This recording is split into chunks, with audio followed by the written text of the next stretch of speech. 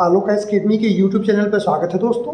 आज हम लोग जो पर चर्चा करने जा रहे हैं वो न्यूज़पेपर के एनालिसिस है। उसको एक 3 घटनाओं को मैं या 3 परिचर्चाओं को मिला करके एक नई परिचर्चा आपको मैं बताऊंगा या एक नया चिंतन लाने का प्रयास करूंगा। दोस्तों, अगर ये चैनल आपको पसंद आए लाइक करें, सब्सक्राइब करें, शेयर करें और प्लीज़ चैनल को सब्सक्राइब अवश्य करें।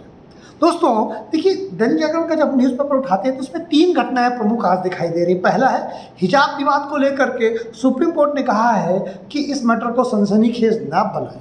दोस्तों, आपको जानकर आश्चर्य होगा, हिजाब विवाद में सुप्रीम कोर्ट में जाकर के लोग ये एक कारण बता रहे हैं क्योंकि बोर्ड की परीक्षाएं शुरू हो रही हैं तो हिजाब विवाद को सबसे पहले प्रायोरिटी बेसिस पे जो है सुना जाए, क्योंकि सुप्रीम कोर्ट में तो बहुत सारे मैटर पेंडिंग हैं। लेकिन इतनी जल्दबाजी क्यों है? उनका कहना है बेटियों का के वकील का, जो कर्नाटक में केस हार चुके कर्नाटक हाई कोर्ट में, कि उनका साल बर्बाद हो जाएगा। वो हिजाब और एग्ज़ाम दोनों में से किसी एक को चुनने की चॉइस को नहीं रखना चाहती हैं।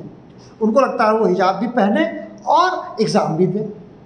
कोर्ट ने कहा कि एग्ज़ाम की व्यवस्था पहले से है, एग्ज़ाम का कंडक्ट रूल है कि एग्ज़ाम कैसे कंडक्ट कराया जाए, उसमें हिजाब पहनना बिल्कुल अनिवार्य नहीं है, आप नहीं पहन सकते हैं। हिजाब नहीं, अगर जरूरत पड़े तो जूते मोजे भी कोई नहीं पहन के जा सकता है। उसमें तो और ज़्यादा सख्त नियम हैं। एग्ज़ाम के समय में आपके वस्त्र पहनने से लेकर के कोई भी चीज़ अगर बोर्ड या जो स्कूल है वो तय करता है तो उसको लेकर के आप उसमें कोई रोक नहीं लगा सकते। स्कूल के अंदर हिजाब पहनना ये एक दूसरा मैटर है, एग्ज़ाम में हिजाब पहनना एक दूसरा मैटर है।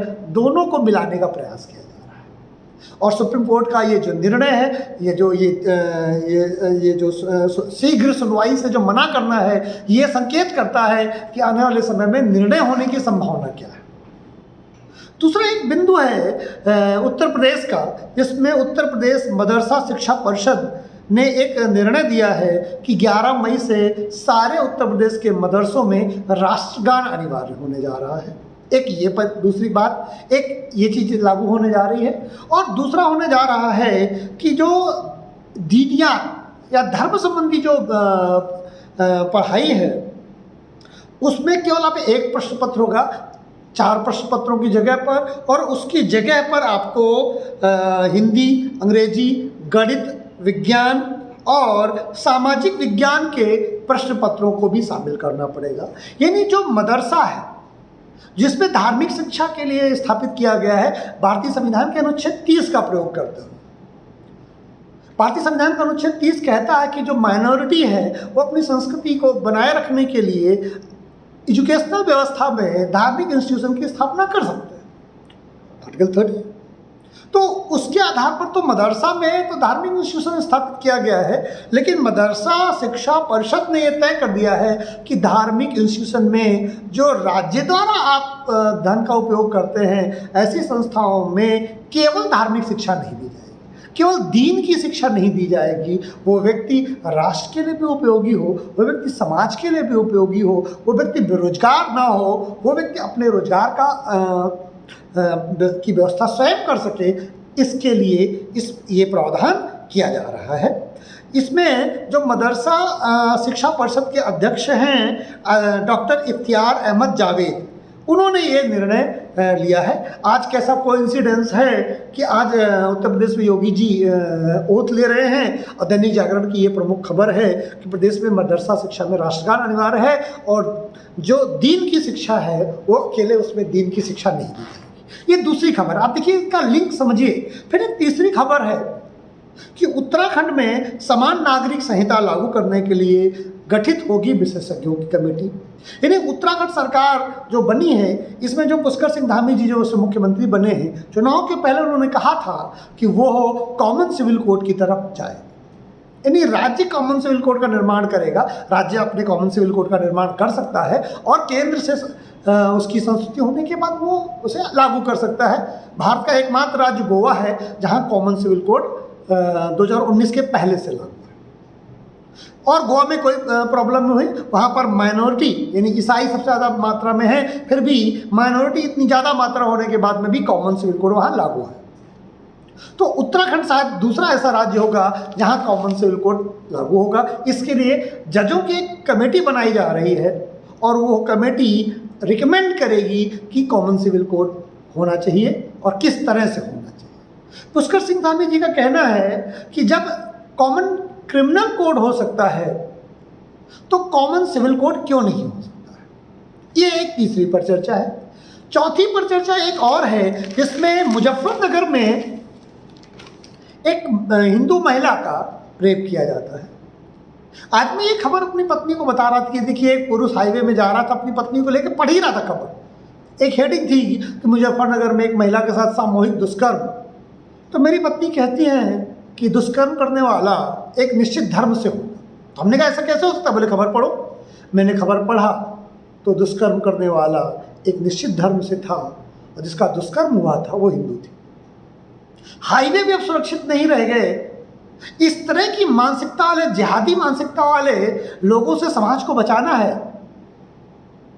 वो बस सरकार बदल जाने का या इस तरह की जो राष्ट्रीय सरकार आने का परिणाम यह हुआ कि रेप की खबर के साथ साथ जिन लोगों ने रेप किया है वो अपराधी भी पकड़ लिए गए हैं, जान लिए गए हैं। ये बदले हुए सरकार का परिणाम है। वरना अगर कोई दूसरी सरकार होती तो शायद अपराधी का धर्म देकर उसे छोड़ दिया जाता या उसकी ये जानते हुए शायद उसे गिरफ्तार न किया जाता। तो ये जो इसमें 4 घटनाएं हैं, आप देखेंगे कि भारत किस तरफ सोच रहा है, भारत का क्या नजरिया है, भारत किस तरह से अपने समाज को जिहादी मानसिकता से बचाने का प्रयास कर रहा है। 4 घटनाएं हैं, चारों घटनाएं एक ही धर्म से संबंधित है। क्योंकि मैं एक एजुकेशनल चैनल भी चलाता हूं और दूसरा मेरा उद्देश्य खबरों को आपका तक बेहतर एनालिसिस के रूप में लेके आना है। मैं किसी धर्म या जाति से कोई नफरत या चिढ़ ऐसा कुछ नहीं है। मेरा उद्देश्य सिर्फ आपको बताना है कि एनालिसिस करना है एक पॉलिटिकल घटना का या किसी घटना का कि वो कैसे चीज़ें चलती हैं। आज अभी भी यूपी पीसीएस मेंस का पेपर हुआ है। जो भी मैंने क्लास में इसी क्लास में बैठ के पढ़ाया बच्चों को, ऐसे का पूरा पेपर उसी पर बेस्ड है। इवन हिंदी का भी भारत की विदेश नीति पर आया। मैंने 100 बार विदेश नीति को इसी क्लास में बैठ के डिस्कस किया है। तो मैं बार बार कहता हूँ कि जो मैं पढ़ाऊँगा, जो मैं डिस्कस करूँगा वो यूपीएससी में, यूपीपीएससी में उसे आना ही है। आपके डेली जीवन में उनको काम आने हैं, बट न कि केवल डेली जीवन में काम आनी है बल्कि आपके एग्ज़ाम में भी आनी है।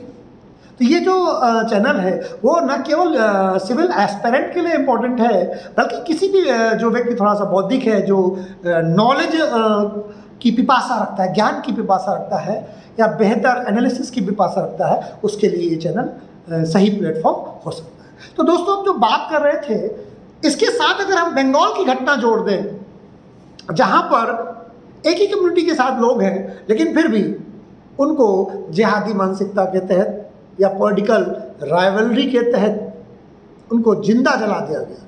पोस्टमार्टम रिपोर्ट ये कहती है कि उन्हें जिंदा जलाने के पहले उन्हें मारा गया। इवन एक 2 छोटे छोटे बच्चों की हत्या की गई। एक व्यक्ति के इतना मारा गया, इतने उन्हें टॉर्चर किया गया कि एक पैर काट डाला गया। पैर पहले कटा, जला बाद में, सिर्फ इसलिए कि प्रधान की हत्या हो गई थी। मैं सिर्फ इसलिए कहता हूँ क्योंकि हत्या करने वाले वही हैं। ये बात कौन तय करेगा? अगर वो अपराधी हैं तो न्यायालय उसकी सजा देगा। उन्हें न्याय व्यवस्था पर भरोसा नहीं है, उन्हें तो त्वरित निर्णय करना है, पशुवत निर्णय जिसे कहते हैं। पशु कहना भी गलत है। तो भारत को आप ये समझना है कि जो सिविल सोसाइटी है, real civil society of India, उसमें न्यायालय भी है, कोर्ट भी है, हम जैसे पढ़े लिखे लोग भी हैं। ये एक कट्टर जिहादी धार्मिक सामाजिक जो परिवर्तन करना चाहता है, एक जिहादी ग्रुप, एक सेकुलर गैंग, उससे हमें बचाना है। आज जो सदन में भारतीय जनता पार्टी के नेता है जो रूपा गांगुली, उनकी पहचान द्रौपदी के रूप में हुई है, तो वो आप अगर पुराना महाभारत देखा तो आप जानते होंगे। वो सदन में उस बीभत्स घटना को बताते हुए रो पड़ी थी। तो आप कह सकते हैं कि जो है वो, जबकि बीजेपी तो माना जाता है कि एक खास वर्ग की समर्थक नहीं है, लेकिन इंसानियत के समर्थक तो कोई व्यक्ति हो सकता है, किसी को इस विभत्सता के साथ मारा जाए और फिर वहाँ का मुख्यमंत्री ये कह दे कि यूपी, बिहार, गुजरात में भी तो ये घटनाएं होती हैं। फिर जब वो उन पीड़ितों से मिलने जाए तो उनके कार्यकर्ता तोरण द्वार गेट सजाए।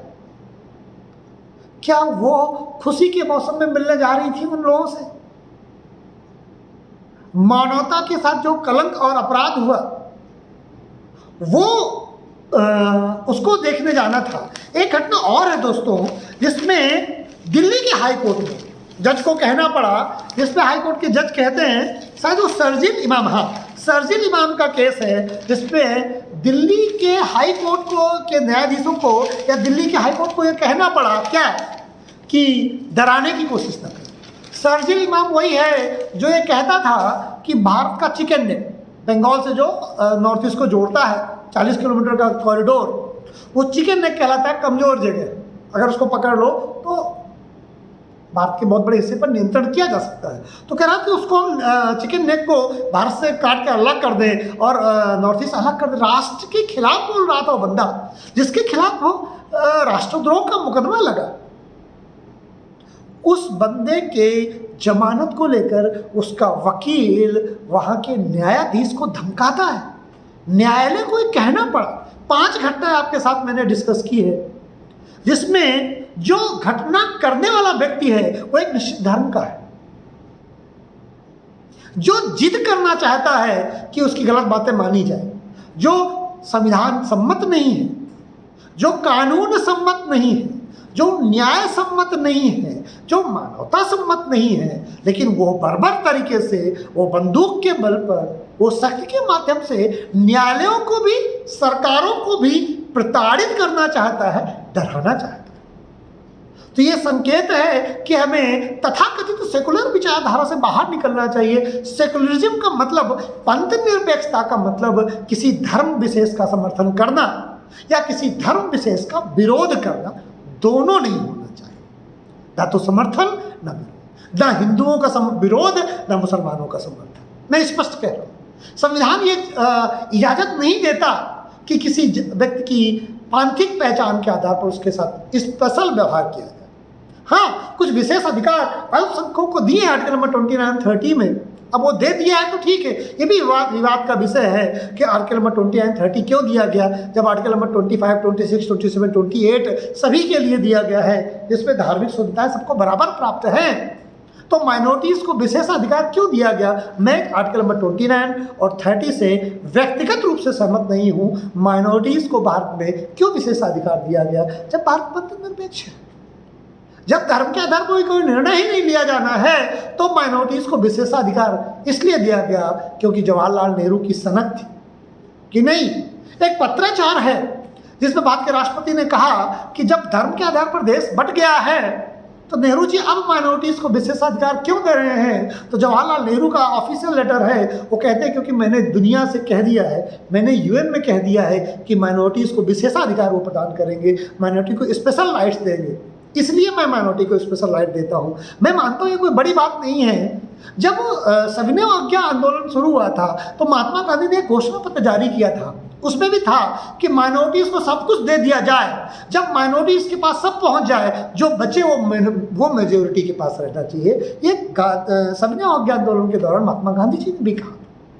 तो ये कॉन्सेप्ट रही है भारत में कि माइनॉरिटीज़ को विशेष अधिकार दिए जाए, ठीक भी हम सहमत भी हैं। लेकिन अगर माइनॉरिटीज़ बंटवारा करके देश बंटवा ले, उसमें से कुछ माइनॉरिटीज इस देश में रह जाएं, तो मैं इस बात के लिए सहमत नहीं हूं कि बची हुई माइनॉरिटी को, मेजोरिटी के ऊपर कोई विशेष अधिकार प्रदान किया जाना चाहिए। अब उसके परिणाम आप देखिए कि न्यूज़पेपर में 5-5 घटनाएं एक दिन में उसी धार्मिक कट्टरता के उदाहरणों से भरी पड़ी। एक दिन में 5 घटनाएं बड़ी, जो संकेत देते हैं कि जो सेकुलरिज्म जैसी कॉन्सेप्ट आई, जो विशेष अधिकार इस देश में माइनॉरिटीज़ को प्रदान किए गए आर्टिकल नंबर 29-30 से, इससे वो माइनॉरिटी के एक विशेष जो पंथ है जो माइनॉरिटी में मेजॉरिटी में है, वो अब अपने आप को इस संविधान से, जिससे उससे शक्ति प्राप्त हुई है, उस संविधान से भी अपने आप को कहीं न कहीं ऊपर मानने लगा है। वो जरूरत पर तो कहता है कि संविधान को मानता है, इस देश की न्याय व्यवस्था को मानता है, लेकिन वो तभी तक इस व्यवस्था को मानता है जब तक संविधान या न्याय व्यवस्था उसकी चाकरी करे, मैं बहुत कठोर शब्दों में का प्रयोग कर रहा हूँ, या उसकी जो प्रचलित मानदंड है उसके विपरीत न जाए। अगर कोई एग्जीक्यूटिव बॉडी द्वारा या जुडिशरी बॉडी द्वारा ऐसी कोई निर्णय आता है जो उनकी प्रचलित मान्यताओं के विपरीत होती हैं, तब वो फिर सुप्रीम कोर्ट, हाई कोर्ट या इस देश की एग्जीक्यूटिव और लेजिस्लेटिव बॉडी का भी विरोध करने में, अपमान करने में और कंटेम्प्ट ऑफ कोर्ट करने में पीछे नहीं हटते हैं। यहाँ तक कि जजेस को धमकाने में, उनकी हत्या करने की कोशिश करने में भी वो पीछे नहीं रहते। तो किसी धर्म की इतनी निरंकुशता को कोई राष्ट्र बर्दाश्त नहीं कर सकता। महात्मा गांधी ने 1919-20 में जो खिलाफत समस्या को लेके एक वर्ग को बाहर से जोड़ने का, प्लीज्ड करने का प्रयास किया था 1919-20 में, तो 1947 में उस प्लीज्ड करने के, उन्हें खुश करने के परिणाम स्वरूप हमें भारत के बंटवारे करने पड़े। तब ये समय आ गया है कि इस देश में रूल ऑफ लॉ लागू किया जाए। पशु न्याय नहीं कि हम संख्या में कितने हैं उस हिसाब से न्याय करेंगे। अगर ऐसा हुआ तो अभी भी हिंदू 80% है। अगर वो पशुवत न्याय की बात करने लगे कि संख्या के आधार पर न्याय की बात आएगी तो फिर इस देश में अराजकता की स्थिति आ जाएगी, फिर चीज़ें नियंत्रण से बाहर। इसीलिए मेरी संविधान में जो विश्वास रखने वाले लोगों से गुजारिश है कि इस देश में जितने अब रूल ऑफ लॉ को लगाने का, धर्म के आधार पर नहीं कि एक पर्टिकुलर धर्म के लोगों को रूल ऑफ लॉ के ऊपर माना जाए, बाकी सारी जनता को रूल ऑफ लॉ की बात सिखाई जाए। इस देश में किसी भी पंथ का व्यक्ति हो, उसे इस देश के विधि के शासन को, रूल ऑफ लॉ को मानना पड़ेगा। ऐसी व्यवस्था को हमें कठोरता से लागू करना होगा, वो भी समय रहते हुए। अगर ये चीज़ें नहीं की गई तो फिर बहुत देर हो जाएगी। भारत के पुनर्विभाजन के लिए अब कोई भूमिका तैयार करने की गुंजाइश नहीं रखी जा सकती है। अब देश का विभाजन नहीं हो सकता है किसी एक व्यक्तियों के समूह द्वारा या किसी पंथ के एक समूह द्वारा। एक सनक में राष्ट्र को हम उस विखंडन की प्रक्रिया की तरफ लेकर के नहीं जा सकते। तो दोस्तों, आज मैंने बताने की कोशिश की कि जो न्यूज़पेपर में एक ऐसी घटनाएं एक साथ चल रही हैं जो राष्ट्र के लिए चिंता का सबक है। जहां हाई कोर्ट को थ्रेट मिलता है, जहां सुप्रीम कोर्ट में ज़बरदस्ती चीज़ों को कराने की कोशिश की जाती है, जहां एक राज्य में ज़बरदस्ती एक पंथ के लोगों को जिंदा जला दिया जाता है, और उसके बाद इस देश का मीडिया चुप रहता है, खासकर मेन स्ट्रीम मीडिया चुप रहता है, और हम जैसे यूट्यूबर्स उसको लेकर के फिर अपनी बातों को। तो ये एक चिंतन का विषय है कि इस देश का मीडिया यूक्रेन तो पहुँच जाता है, बंगाल नहीं पहुँच पा रहा। ये समझना है कि बंगाल में वो सुरक्षित नहीं है, यूक्रेन में सुरक्षित है। ये माहौल इस देश में तैयार किया जा रहा है। तो सर्वोच्च न्यायालय को, भारत की केंद्र सरकार को ऐसे कदम उठाने हैं, जो सुप्रीम कोर्ट का ऐसे कदम उठाने हैं कि रूल ऑफ लॉ स्थापित हो, और भारत की सरकार को ऐसे कदम उठाने हैं कि रूल ऑफ लॉ स्थापित हो, उसमें उन्हें पॉलिटिकल बेनिफिट हो या ना हो, जिससे लोग विधि के शासन में अपने आप को सुरक्षित महसूस कर सकें। दोस्तों, आज की परिचर्चा हम यहीं समाप्त करते हैं। अगर यह वीडियो आपको पसंद आया हो, आपने यहाँ तक चैनल को देखा हो, तो प्लीज़ चैनल को सब्सक्राइब किए हो बगैर मत जाएं। चैनल को सब्सक्राइब करें, लाइक करें, कमेंट करें, अपने दोस्तों का शेयर अवश्य करें। नमस्कार, जय हिंद, जय भारत।